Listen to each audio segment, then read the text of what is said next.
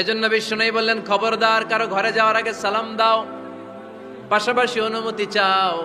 এক সাহাবী দাঁড়িয়ে বললেন, ইয়া রাসূলুল্লাহ, ইয়া হাবিবাল্লাহ, আমার ঘরে আমরা কেবল দুইজন থাকি, দুইটা ঘর।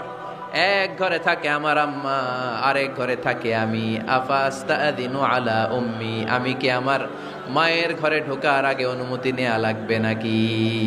নবী, হ্যাঁ, দুইটা রুম আমার ঘরে, এক রুমে আমি, আরেক রুমে আমার মা। আফাস্তাদিনু আলা উম্মি, আমার মায়ের ঘরে যাওয়ার আগে অনুমতি নেওয়া লাগবে? আনা খাদিমুহা, আমি তো তার খেদমত করি, মায়ের ঘরে যাইতে অনুমতি লাগবে? বিশ্বনবী বললেন, নাআম ইস্তাযিন আলাইহা, হ্যাঁ অবশ্যই মায়ের ঘরে ঢোকার আগে অনুমতি নিয়ে ঢুকবা।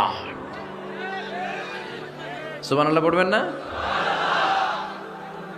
সাহাবী বললেন, ইয়া রাসূলুল্লাহ, তিনি তো আমার মা, অনুমতি লাগবে কেন? বিশ্বনবী বললেন, আতুহিব্বু আন তারাহা উরিয়ানা, জানো সাহাবী, তুমি কি তোমার মাকে উলঙ্গ দেখতে পছন্দ করো নাকি?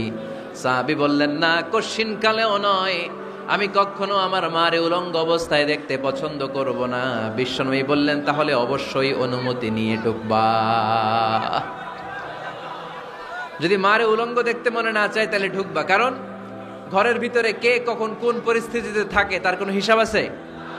এজন্য সালাম দিবেন, নক করবেন, অনুমতি চাইবেন, তখন নিজেকে নিজে ভিতরে যারা আছে, মহিলা হোক পুরুষ হোক, সামলে নিবে, গুছিয়ে নিবে, তারপরে আপনাকে ঢুকার ব্যবস্থা করে দিবে, ঠিক কিনা?